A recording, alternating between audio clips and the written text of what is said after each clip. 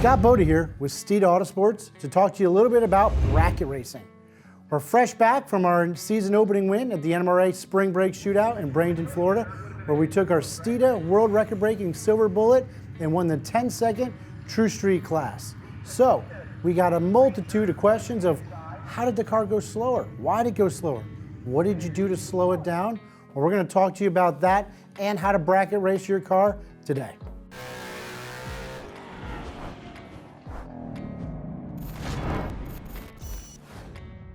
So we're going to talk about the two different types of bracket racing. There's the NMRA True Street bracket racing, and then there's your typical bracket racing where you're racing the car next to you. NMRA, you're just racing the clock.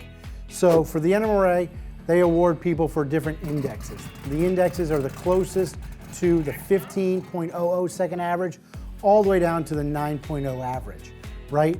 So what we did when we were there is we tried to slow the car down, try to get to that 10-second bracket. The car's been in 976. There's no way it was going to go a 9.0 out there, but we could slow it down to go at 10.0. We'll tell you a little bit more about how we did that later. But in your typical bracket racing, it's a driver's race, it's a handicap style racing. Say you got yourself a 10-second Hellcat and a 9-second Mustang. That Hellcat is going to get its Christmas tree 1 second before, since that's the difference in the lap times or dialing, than the Mustang. It's going to go down the track, then the closest to their dial-in without breaking out, which means going too fast, is going to win the race. So the idea behind bracket racing, cut a good tree, get a good light, try to get as close to a perfect light as possible, win the race, but usually by the least amount of margin because you never want to go too fast. Then you break out, you lose the race. So for the sake of this video, we're going to focus on the NMRA True Street and not your typical heads-up side-by-side bracket racing where you're racing the car next to you. There's a million different things you can do in that style racing to make sure your car is consistent and performing at the number which you want it to do. So we're going to focus on the NMRA aspect of it. What we wanted to do was, since the car had been 976 in the quarter mile, we're not going to win anything going 970s out there that weekend. So we wanted to slow the car down, get as close to a 10.0 average as possible.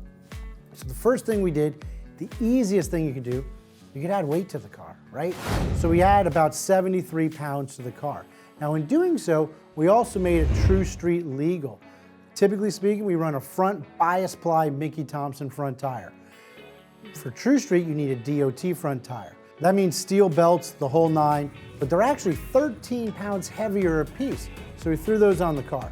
We also had to extend the exhaust to the rear axle, add mufflers to the car. We did that. Threw back in the passenger seat, which we typically don't drag race with. That's an extra 26 pounds.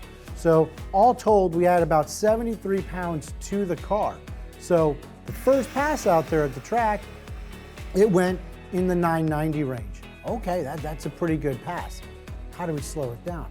Well, Chris Perezzi, multi-time NMRA champion, you deep stage the car, right? So we roll it in deep. What we're doing is we're actually making the track shorter. Well, how come you don't go faster? We're not getting a head start. We're actually going to get a quicker reaction time, which doesn't matter for the NMRA True Street, but we're not getting a head start on that track. So just by deep staging the car, the next pass, it went at 10.01. We're sitting at a 10.005 average. We're in the money. Couple oil downs, things happen on the track, temperature starts dropping. What happens when temperature starts dropping? Cooler, denser air. Car's gonna go faster. So for the third and final pass, we knew we couldn't run a 9 anything. We're sitting at a 10.0005 average. So we're in the right-hand lane, guy next to us double bulbs us, lights up both the pre-stage and the staging bulbs. So I had to throw it in pretty deep. Christmas tree's gonna come down instantly. Car felt like it was on a pretty good pass. You're never exactly sure. It's not a track I race at all the time.